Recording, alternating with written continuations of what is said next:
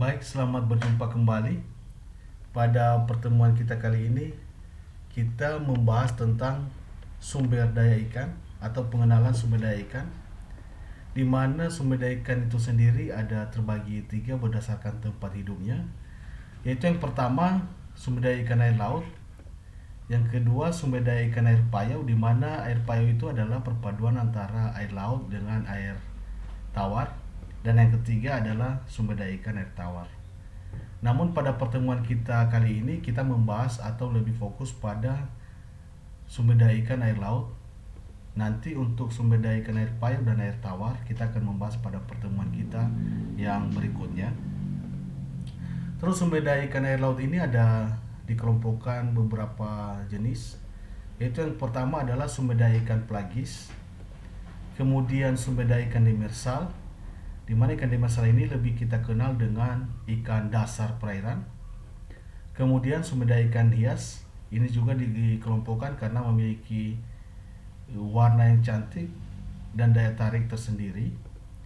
Kemudian sumber daya udang dan krustasea, dan yang terakhir adalah sumber daya ikan lainnya. Nah, sebelum kita masuk pada pembahasan lebih lanjut tentang sumber daya ikan ini, kita terlebih dahulu mengenal apa itu yang dimaksud dengan ikan, supaya nantinya tidak timbul pertanyaan kenapa udang, krustasea, dan jenis lainnya itu termasuk golongan sumber daya ikan. Nah, menurut Undang-Undang Nomor 31 Tahun 2004 yang kemudian diperbarui menjadi Undang-Undang Nomor 45 Tahun 2009, mendefinisikan bahwasanya ikan itu adalah segala jenis organisme yang seluruh atau sebagian siklus hidupnya berada di dalam lingkungan perairan. Jadi kata kuncinya di sini adalah segala jenis organisme yang hidup di lingkungan perairan. Jadi ikan di sini definisikan bukan hanya ikan yang bernafas menggunakan insang, tapi segala jenis organisme termasuk kerang-kerangan ataupun krustasea lainnya seperti udang dan juga kepiting, sehingga itu digolongkan semua sebagai sumber daya ikan. Kemudian kegiatan perikanan itu sendiri diartikan sebagai segala upaya pemanfaatan pengolahan sumber daya hayati akuatik untuk kesejahteraan masyarakat. Kata kuncinya di sini kegiatan perikanan itu dilakukan untuk kesejahteraan masyarakat. Kemudian yang dimaksud dengan ikan pelagis adalah kelompok ikan yang berada atau hidup pada lapisan permukaan air dengan memiliki ciri utama dalam bergerombol, bermigrasi, dan juga ikan ini tergolong ikan perenang cepat. Nah, sedangkan ikan pelagis itu sendiri ada terbagi dua, yaitu ikan pelagis besar seperti kelompok tuna, dan ada ikan pelagis kecil seperti ikan kembung dan ikan teri. Sedangkan yang dimaksud dengan ikan demersal itu sendiri itu adalah kebalikan daripada ikan pelagis, di mana ini adalah kelompok ikan yang hidup di dasar perairan yang memiliki ciri utama yaitu aktivitasnya relatif rendah, gerombolnya kecil, malah ikan ini suka menyendiri, serta ruayanya tidak terlalu jauh. Nah, sedangkan penyebaran daripada ikan itu sendiri untuk ikan pelagis besar, dia terkenal dengan yang dimaksud dengan ikan berwaya jauh, sehingga lintasan ruaya atau migrasi ikan ini berada di samudra, dan beruntungnya Indonesia diapit atau berada di tengah samudra atau diapit oleh samudra, sehingga tidak heran kalau seandainya ikan pelagis besar ini sering kita temukan atau mudah kita dapatkan di pasaran ataupun di hasil tangkapan nelayan kita. Kenapa? Karena banyak wilayah Indonesia itu yang berhadapan langsung dengan samudra. Nah, kalau kita ambil contoh di peta penyebarannya ini, di daerah barat Sumatera, maka ruaya ikan pelagis besar ini dapat ditemukan di depan Kepulauan Nias dan Kepulauan Mentawai, di mana daerah ini adalah daerah migrasi ikan tuna karena dia langsung berhadapan atau berada di depan samudra.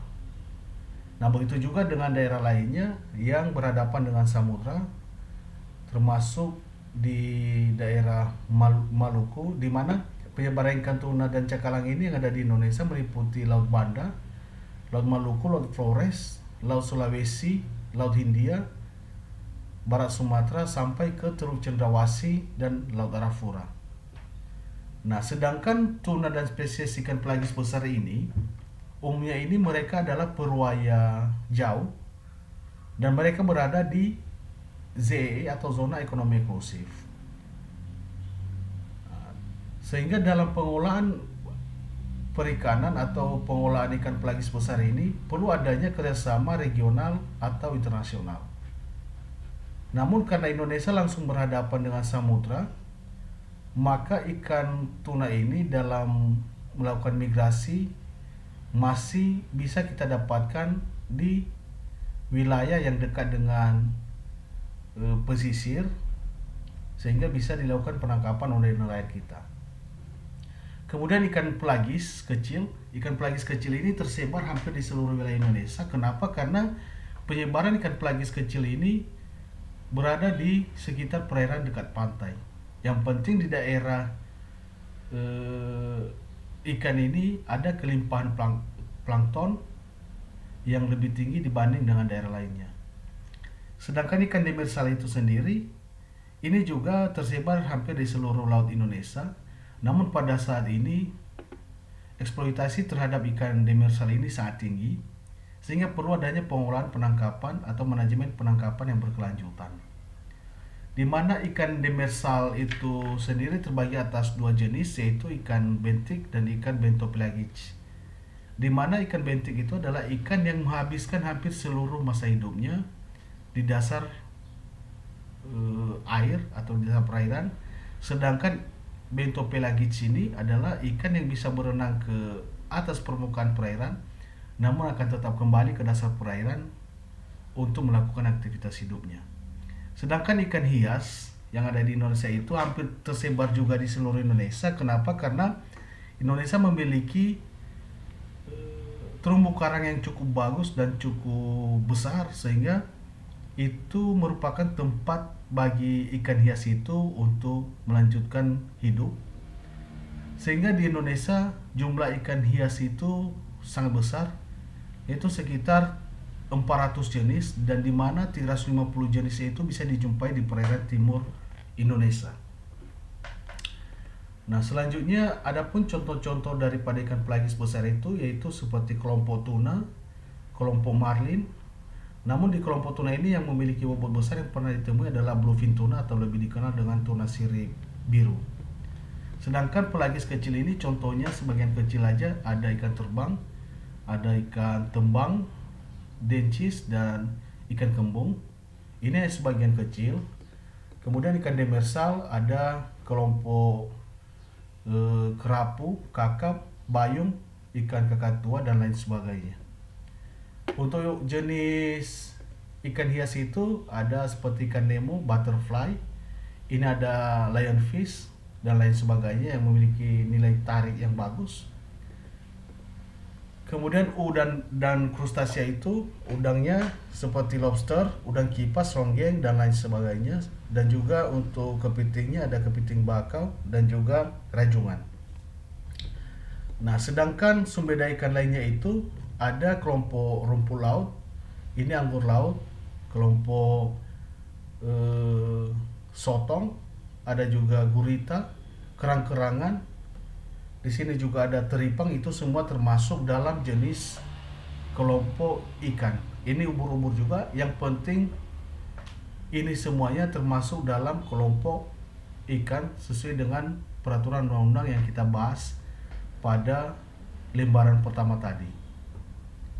Nah, demikian perjumpaan kita kali ini tentang pembahasan pengenalan sumber daya ikan yang ada di laut. Nanti kalau seandainya ada pertanyaan, komentar yang perlu kita diskusikan, maka boleh ditinggalkan di kolom komentar, dan kita akan berjumpa kembali pada pertemuan selanjutnya dengan membahas sumber daya ikan air tawar dan sumber daya ikan air laut. Demikian yang bisa saya sampaikan pada pertemuan kali ini. Saya ucapkan terima kasih.